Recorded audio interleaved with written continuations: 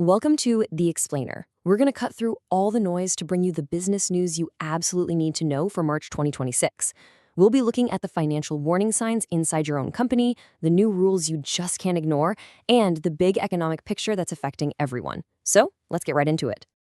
Okay, so let's kick things off with a big question for every single business owner out there. When you look at all the pressures of this year, how resilient is your business really? Let's find out. First up, we're going to look inward. We're talking about those financial warning signs that you can, and really, you should be in control of. You know, a business almost never fails overnight. The red flags, they're often waving months, sometimes even years ahead of time. Let's start with a really crucial metric you might not even be tracking. It's called lockup. Basically, it's the time gap between when you start a job or buy some stock and when that cash from the customer actually hits your bank account. Think of it like your money is literally locked up, totally unavailable to you. The longer that period gets, the more strain it puts on your finances. So, if you see your lockup time starting to creep up, that is a major red flag. It could be pointing to something internal, like you're just slow at sending out invoices. Or it could be something more serious, like customers aren't buying as much or bad debts are starting to pile up. It's like the smoke alarm for your business's health. And this next point is so important. Not all debt is bad debt. On the left, you've got borrowing to grow.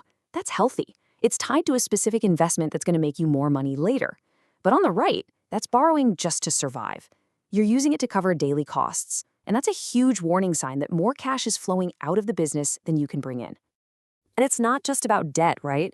There are a bunch of other vital signs you've got to keep an eye on. Like, are your overheads getting bigger as a percentage of your income? Is your staff turnover suddenly shooting up? Or, and this is a big one, are your main suppliers getting nervous and tightening their credit terms with you? Each one of these is a piece of the puzzle. Okay, so let's shift gears. We've talked about the numbers you can control inside your business. Now, let's talk about the external rule changes that every business is having to deal with.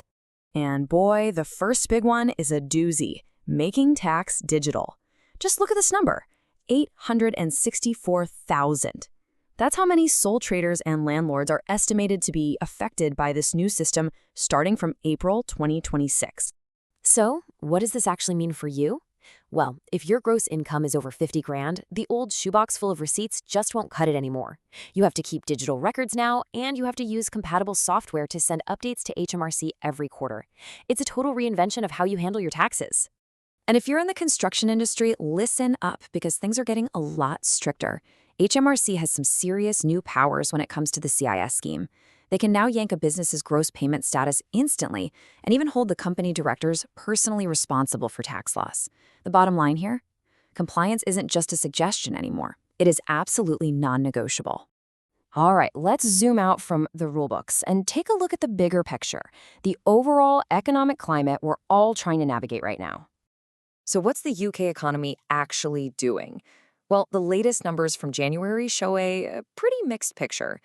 The massive services sector completely stalled at zero growth. Production actually went backward a little, and only construction saw a tiny bit of growth.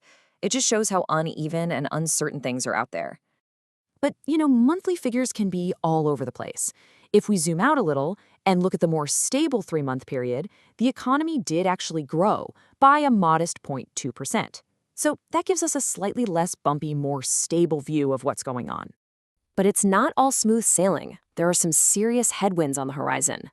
The Prime Minister, Keir Starmer, has given a pretty stark warning that global conflicts could have a direct impact right here in the UK, which would add more pressure on inflation and probably delay any interest rate cuts.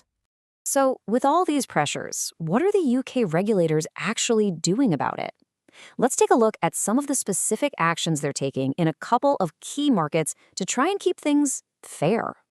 First up, let's talk about this fantastic term you're going to hear a lot more of, rocket and feather pricing. It's exactly what it sounds like. When wholesale costs go up, the prices you pay shoot up like a rocket. But when those costs come back down, prices just kind of float down slowly, like a feather.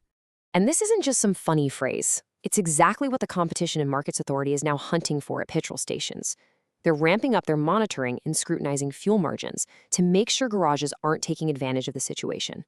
All right, let's hop from the petrol station over to the world of finance. The Financial Conduct Authority, the FCA, has basically put the entire second charge mortgage market on notice. They're saying, you've got to raise your standards. And this isn't just a random warning. The FCA did a deep dive and found some really worrying stuff. Firms were ignoring essential living costs when they did affordability checks, they were giving bad advice about consolidating debt, and they were tacking on unclear fees.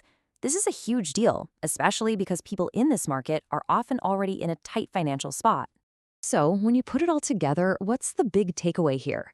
Well, it seems like being a resilient business in 2026 really comes down to two things: getting an iron grip on your own finances, and at the same time, keeping a very, very close eye on all these external pressures, from new tax laws to regulator crackdowns.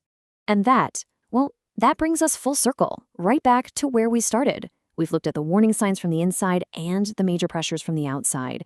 So the only question that really matters now is, what's your next move?